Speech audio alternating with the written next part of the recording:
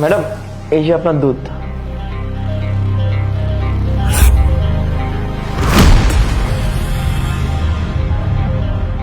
আজকে তুমি কিছু করতে পারবে না, আমার বাসার শ্বশুর আছে আজকে।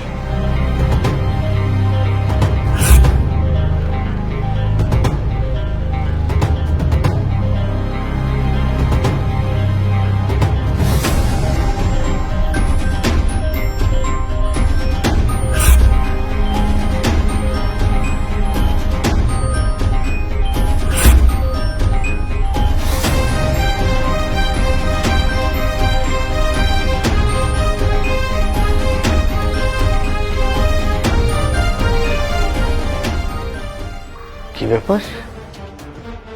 দুধওয়ালা বৌমাকে টাকা দিল কেন?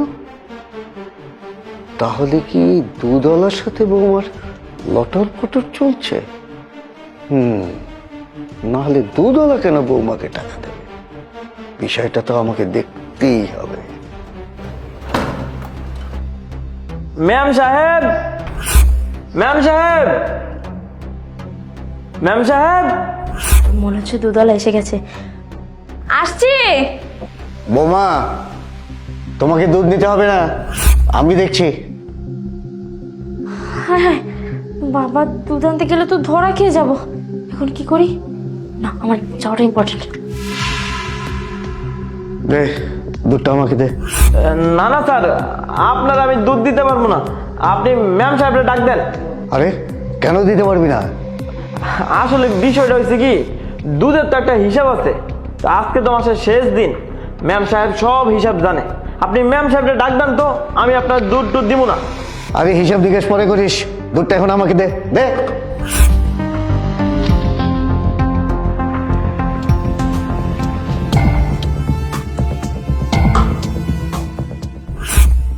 এ কি, এর মধ্যে টাকা কোথায়?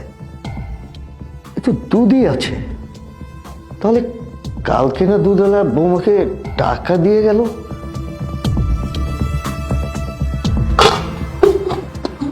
বৌমা, এই যে দুধ, দেখে নাও।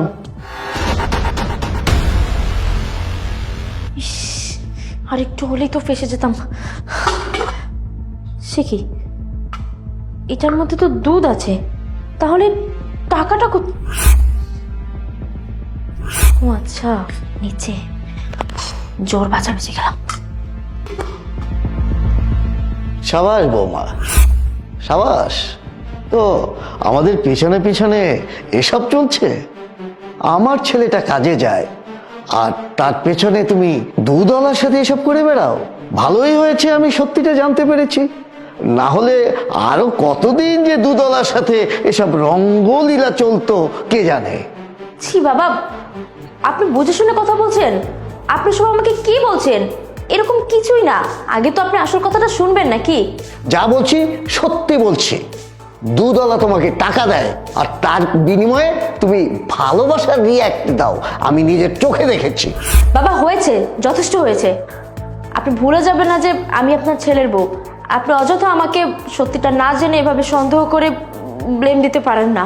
হ্যাঁ, এটা মানছি যে দুধওয়ালা আমাকে প্রতিদিন টাকা দিয়ে যায়, কিন্তু এটা দুধওয়ালা নিজে দেয় না। এই টাকাটা আমার জন্য আমার মা পাঠায়। কি বলছো তুমি বৌমা? হ্যাঁ বাবা, আপনি হয়তো ভুলে গেছেন গত 3 মাস আগের কথা। তখন আপনার ছেলের চাকরি চলে গিয়েছিল, আর তাছাড়া আপনিও তো রিটায়ার্ড হয়ে গেছেন। আমরা দুজন যে কত কষ্টে তখন দিনাতিপাত করছিলাম সেটা আমরাই জানি। না পারছিলাম কিছু করতে, না পারছিলাম কিছু বলতে। তাই আমি উপায় না পেয়ে আমার মায়ের কাছে ফোন করি আর তাকে সব কিছু খুলে বলি।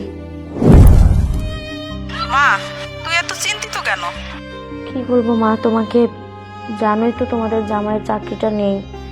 কয়েকটা মাস হয়ে গেল, এখন অবধি কোনো চাকরি ফিরে পাচ্ছে না, কোনো চাকরি খুঁজেও পাচ্ছে না। কি করব বলো, সংসারের খরচ ওঠানো খুব কষ্টকর হয়ে যাচ্ছে। আর তাছাড়া যতটুকু সেভিংস ছিল আমাদের, তাও প্রায় শেষের পথে। এই জন্য খুব টেনশন হচ্ছে মা। তুই এত চিন্তা করিস না। আমাদের প্রতিবেশী যে সুদীপ আছে, দুধ বিক্রি করে, ওর কাছে আমি টাকা পাঠিয়ে দিব। আরে না না মা, তুমি সব কি বলছো? তুমি কেন টাকা পাঠাবে? আর তাছাড়া তোমার জামাই শুনলে ওটা মেনে নেবে না। মা, তুই এত চিন্তা করছিস কেন? খারাপ সময় আপনজনরাই তো এগিয়ে আসবে। যখন মিলনের চাকরি হবে তখন তুই দিয়ে দিস। আমি টাকা পাঠিয়ে দেব। আর তারপর থেকেই আমার মা আমাকে রেগুলার টাকা পাঠায়। এখন হয়তো বলতে পারতেন যে আমার মা কেন সরাসরি টাকাগুলো নিজে এসে দেয় না, বা আমি সবার সামনেই টাকাগুলো কেন আনি না। আসলে আপনি তো আপনার ছেলেকে ভালো করেই চেনেন। ওর যে পরিমাণে জেদ আর ওর যতটা আত্মসম্মান বোধ অতটা হয়তো আমাদেরও নেই। তাই ও না খেয়ে থাকলেও কখনো কারো কাছে হাত পাতবে না, এটা তো আপনি আমি সবাই জানি।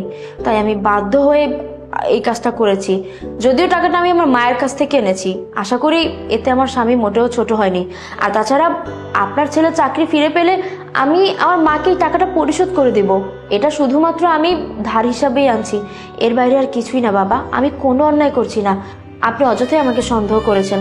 আমি শুধুমাত্র আমার সংসারের চিন্তা করেই আমি আমার আপনজনের কাছ থেকে টাকাটা এনেছি। হয়তো মাধ্যমটা ভুল ছিল। বৌমা, আমাকে তুমি মাফ করে দাও। দেখো, আমি তোমাকে কত বড় ভুল বুঝে বসে আছি, অথচ তুমি আমাদের সংসারটা নিয়ে কত ভাবছো। সত্যিই বৌমা, চোখের দেখা অনেক সময় মানুষের ভুলও হয়, অথচ আমরা বড় রকমের সন্দেহ করে বসে থাকি।